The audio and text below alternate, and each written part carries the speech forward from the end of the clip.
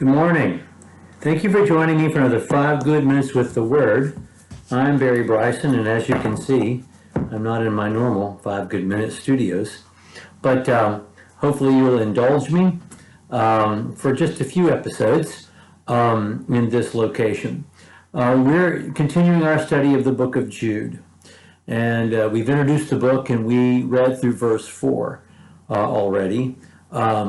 Let's remind ourselves that this Jude is the brother of Jesus, the brother of James. We talked about the way he was intending to write to his readers. Who are these readers? Well, we didn't talk about that yet.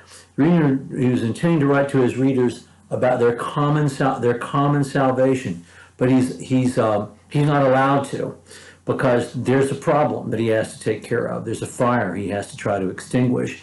And it is the false teachers that he's dealing with.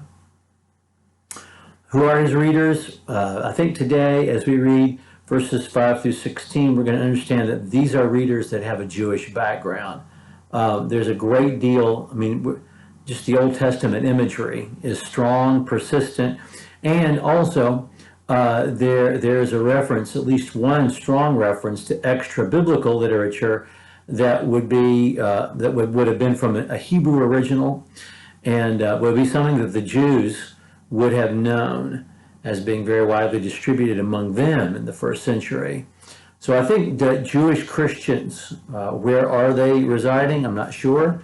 These are Jewish Christians that seem to be influenced not by Judaizers, but by Greek philosophy, and what will develop into either Gnosticism or Doceticism later on. But these seem to be people with a Jewish background. We talked last time as well about the fact that the number 3 is significant. There are threes within threes within threes. We'll continue to see that. We're not going to just point those out. This isn't a parlor game, it's a Bible study, but it's good to notice that, because I really do think this is the signature of the Holy Spirit. When we get that level of clear patterns and patterns upon patterns upon patterns, people who are worked up, when they start to put pen to paper, don't stop to create these patterns, don't think in terms of these patterns. The Holy Spirit does this. It's a reminder that he's there and that he's the one behind the writing. And we also mentioned last time, when we were looking at verses 1 through 5, that the false teaching is not really clearly identified. We have these 2 references to some of the falsehoods that they're spreading in verses 1 through 5. One is that they're turning grace into licentiousness. They're saying that we've been given grace, we can indulge the flesh. Also, they're in some way denying Jesus Christ, our only sovereign Lord. Probably not denying that Jesus is the focus of Christianity, but denying the truth about him in some way. And we know the ways they started to deny the truth about Jesus. Gnosticism, Doceticism, and then a little later Arianism, the whole notion that maybe Jesus didn't really come in the flesh because flesh is evil, or that Jesus wasn't really divine, but like Hercules was a hero, a superior hero that had some divinity in him and then was elevated to the level of divinity, or that we need more than Jesus, some special enlightenment that Jesus by himself does not provide.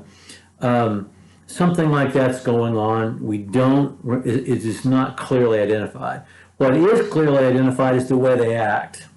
And that's what we're about to read in verses 5 through 16. I want to read verses 5 through 16 today, and then tomorrow, next time we're together, we'll come back and we'll talk more about these verses. Though you already know all this, I want to remind you that the Lord delivered his people out of Egypt, but later destroyed those who did not believe. And the angels did not keep their positions of authority, but abandoned their own home. These he has kept in darkness, bound with everlasting chains for judgment on the great day. In a similar way, Sodom and Gomorrah and the surrounding towns gave themselves up to sexual immorality and perversion.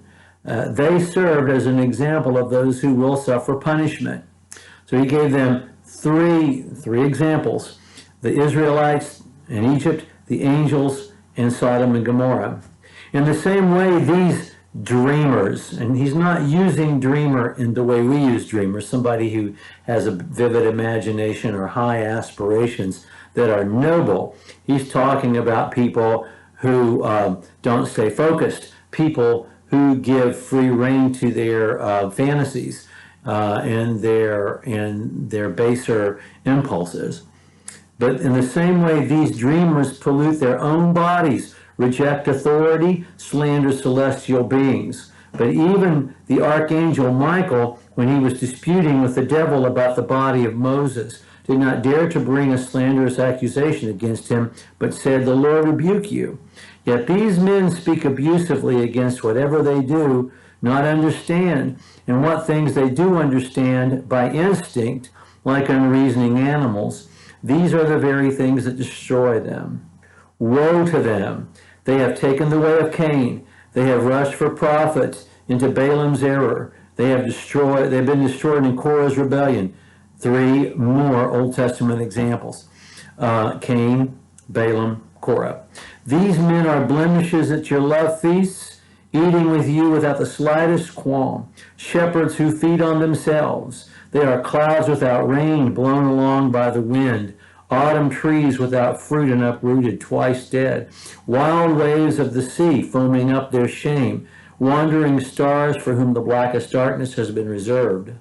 Enoch, the seventh from Adam, prophesied about these men.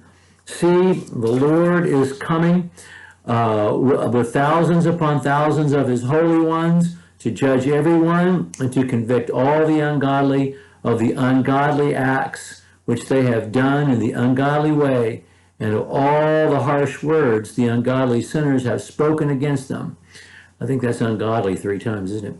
These men are grumblers and fault finders. They follow their own evil desires. They boast about themselves and flatter others for their own advantage. Okay. Well, that's quite a lot to think about and to talk about. We're going to go back through these verses next time. Thank you for joining me for another 5 good minutes with the Word.